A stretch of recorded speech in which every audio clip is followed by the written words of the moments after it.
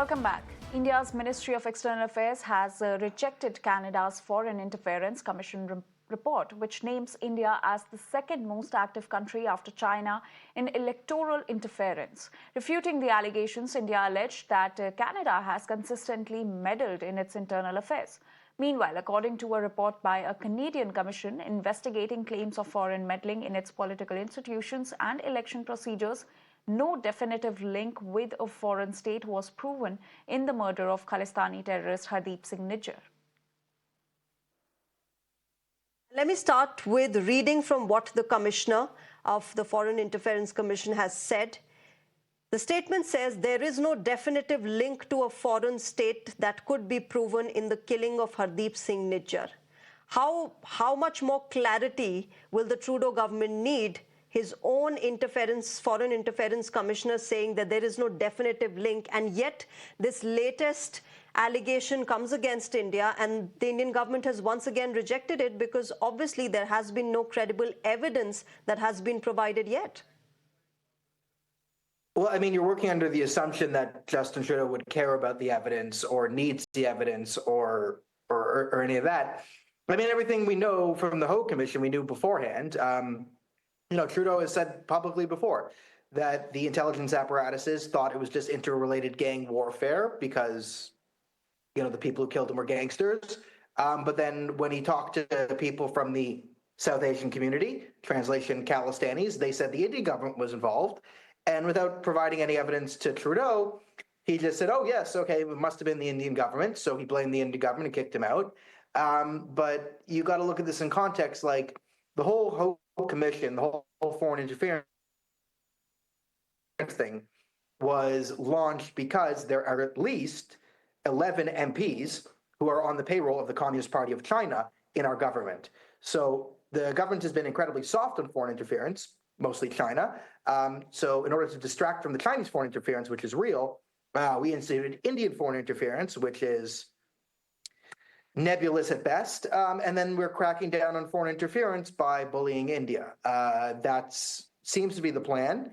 None of it, no evidence could change Justin Trudeau's mind. And we're working on the assumption that the Liberals care about evidence when this is all about politics and gamesmanship and deflection of blame, even if evidence came out that proved the Indian government was guilty. But Daniel, come in on this. A lot of the people who are joining this race to become the Canada's new Prime Minister, including Indian origin Ruby Dhalla, have promised that they will remove illegal immigrants.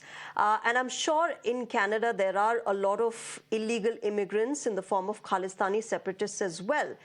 Will any of them actually take action against them?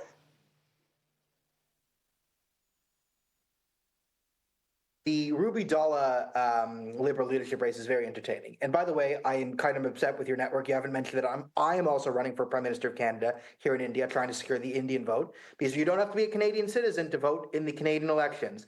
So if you're in India, please vote for me for Prime Minister of Canada. I'm trying to gain the global vote. But yes, so Ruby Dhalla is now running on, it's very interesting. She is appealing to the Conservative Party voters who have sarcastically signed up for the Liberal Party. Because again, to vote for the next Prime Minister of Canada is an internal Liberal vote, okay?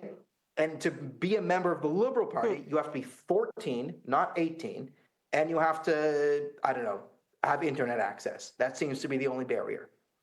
So there was a sarcastic move to get Chandra Arya elected to Prime Minister of Canada because he didn't have great English skills and he just refused to speak French, which a lot of us found very funny. Internal English-French Canada goes back a couple hundred years. We don't have time for that, but very, very funny. We all loved it. Then it looked like Chandra Arya might actually win because of the Conservatives signing up for free to the Liberal Party, so they kicked him out. And now Ruby Dhalla has basically taken up the Chandra Arya vote and realized, because the Liberals are all going to either vote for Mark Carney or Chrystia Freeland. The elitist vote is going for Mark Carney. The media is really pushing Mark Carney. And then maybe some diehard Liberals might vote for Chrystia Freeland based on her past appeal. But the media has now tanked Chrystia Freeland because Mark Carney is sort of being appointed. So Ruby Dhalla is appealing to the sort of in it for the lols vote, so to speak. So she's now more hardline conservative than the Conservative Party because she realizes the people voting for her are going to be voting for her against the Liberal Party. So genius move by Ruby's in Ruby's part. Will she win? I'm skeptical because in Canada, the internal party election. So when when liberals run against conservatives and NDP, those are real. That's a first world country. The elections in Canada are real when conservatives and liberals and NDP compete. But internal party elections are wild, wild west. There are no laws against rigging an internal party election. So if the Liberals want to appoint Mark Carney, they can. They can just throw out ballots, have a voter malfunction, the vote machines don't work. Oh, look, the beep, beep, beep, Okay. 8,000 votes from China for Mark Carney come in at the 11th hour. He's now prime minister. And if there's any consequences, people say, hey, what's going on? The Liberal Party will investigate the Liberal Party to see if there's any problems with the Liberal Party. As you saw by the Hope Commission report, that was, again, liberals investigating liberals to find out if the liberals are guilty. And it turns out the liberals found the liberals innocent. Oh, wow. Who could have thought that? So very likely the liberals will just appoint Mark Carney as king of the world.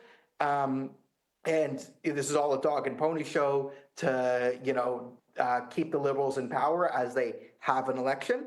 Because again, there are no laws against rigging an internal party election. So this is the consequence of it, is you could essentially appoint someone who isn't elected, Mark Carney, someone who holds 3 different passports, as Prime Minister of Canada, because the internal party politics of every single party are a complete joke and make the third world look like the first world.